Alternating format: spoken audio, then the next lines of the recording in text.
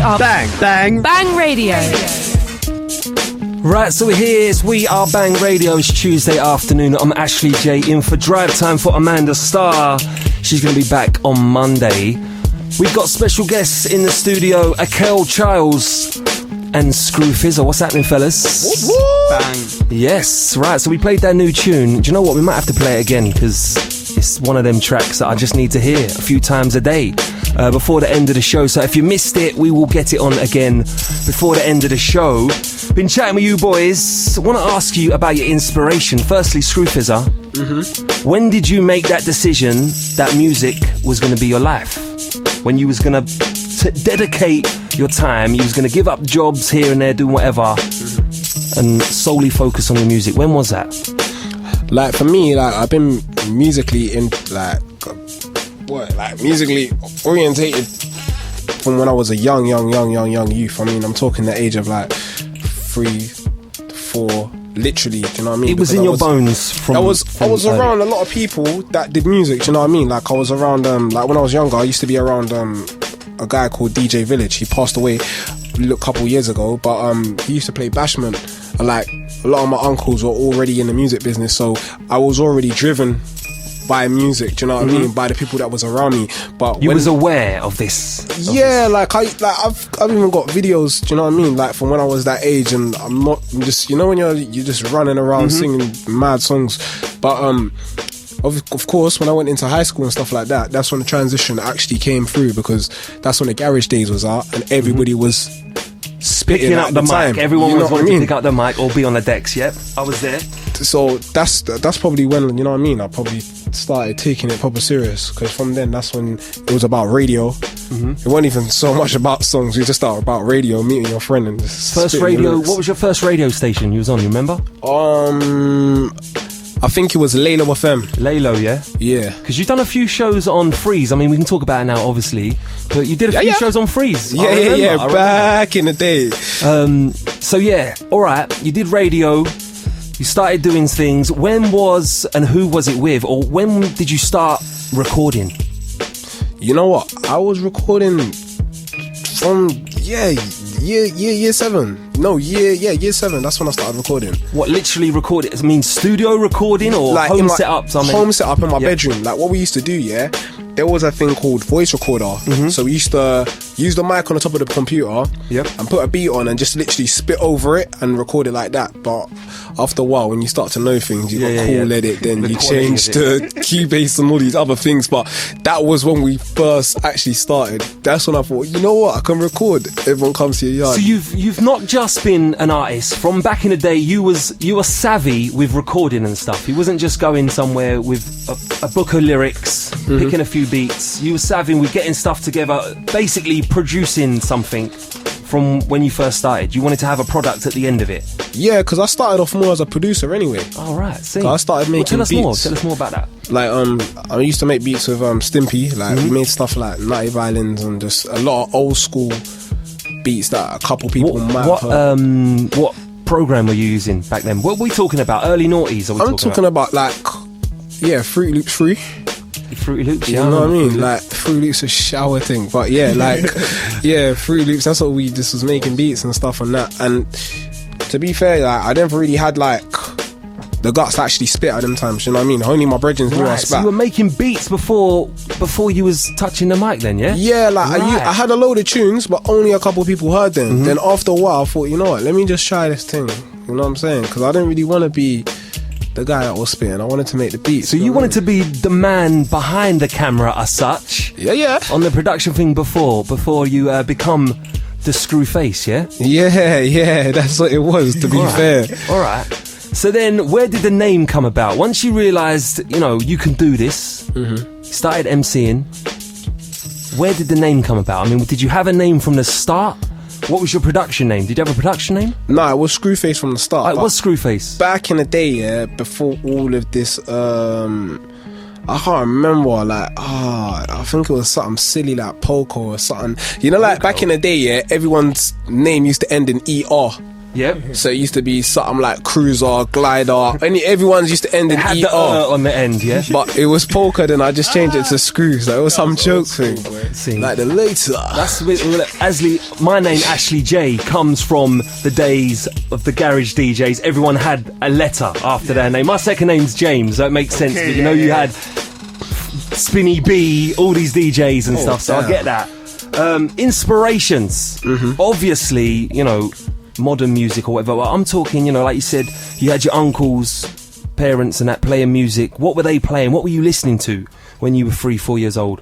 I'll be real, I was listening to a lot of early reggae. That's it. I was listening to... You was a reggae household then, yeah? It was all sorts, you know what I mean? There was everything in our household. So there was stuff from like old jazz, like the Motowns, like Barry White, there was so much music played in that house. It was crazy, do you know what I mean? But yeah, like influences really stem from those type of peoples. But when you get older, you pick up other things. So like that's when I started listening to other things. Do you remember the first tape, cassette, or record, maybe vinyl? I don't know if you was buying, but do you remember the first cassette or song you ever owned? Do you know what?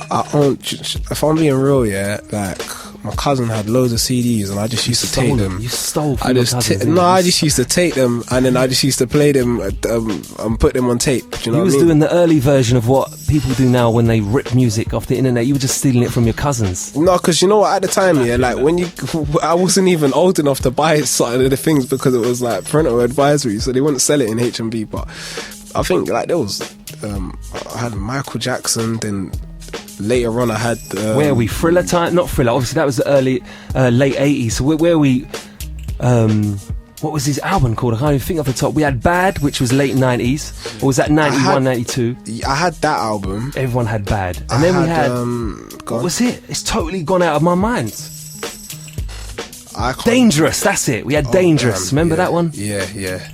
I had that on tape cassette, I think. I had that on tape. Like, the ones that I used to listen to the most was probably like the commercial, like Mace, Biggie Smalls, More Money, More Problems, stuff like that. And then the early Usher. Yeah, I had all of his stuff. I went to America. I lived in America for a while as well. So when I came back, I just had a load of hip-hop stuff, so I was quite ahead of hip-hop. I was going to say, you'd have it before we would have even heard it back then, because we didn't have internet. No, you didn't have no internet, you just had a tape or whatever. But yeah, I had that. And then when I came back, everyone was doing garage. It was all about So Solid. The garage, yes. Yeah, let's talk about that. When you come back and you first heard the garage sound, was this something you thought, you know what, this is a bit of me here? Do you know what? Like, I was like, right, this is sick, man. This was proper sick. How old was you when you first So Solid were doing their thing? How old was you, if you don't mind me asking? Do you remember?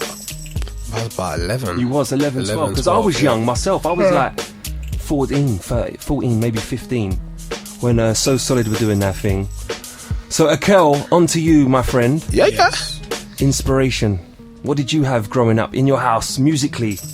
Where was you? It's similar to what Screw just basically said as well. My family, it all came from my dad.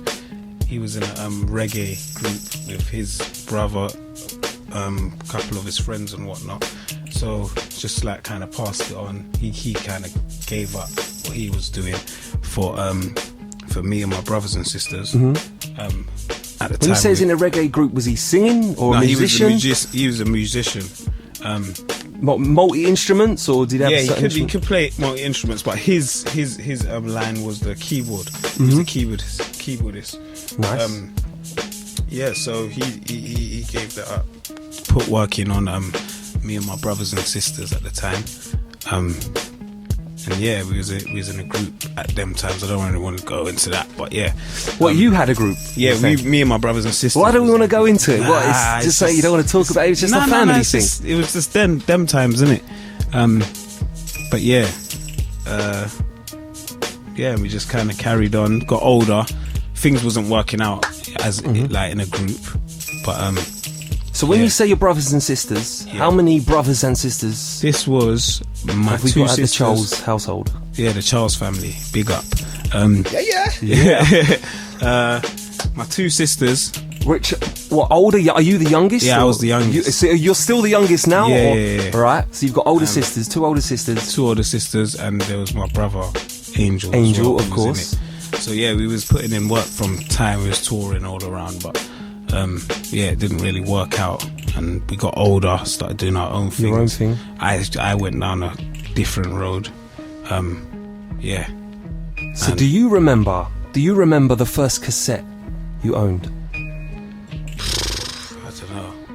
Or maybe you stole from your cousins or brothers or sisters, maybe, I don't know. I'm not gonna lie to you, I do, and I'm not gonna say the cassette. Why can't you? Is it a guilty pleasure? Yeah, is it? 100%. I'm not gonna say who. What, can we have the year of what it's from? Do you remember the year or roughly? No, I can't remember. I had it on cassette though. It's really embarrassing. And it's a woman as well. Oh, so can we have Fizzy? We're gonna guess this. Do you know Fizzy? It's a woman. So what are we saying? It's a pop track. If we get it right, will you let us know? Is it a pop track? I'll tell you. All right. So we need a couple of clues then in the house, surely. Do you know what? Forget it. It was Pink. Just tell us. It was Pink. Most girls. What was wrong with that? Why? What is wrong with Pink? She does some big tunes. She does some wicked tunes. Her first few tunes. My brothers and sisters used to get onto me about that as well. Well, they didn't like that you liked Pink. I don't know what they liked, but I liked Pink. So Scrufizzer. Now he's told us his guilty pleasure, such which Pink isn't too bad. That is all right. You must have a couple. You must have a couple of tracks you've either purchased in the last few years, you wouldn't like to admit live on air, but we're going to make you now. Wait. What is your guilty pleasure song right now? What song that I like? Or in the past? You know what? I don't know. Like,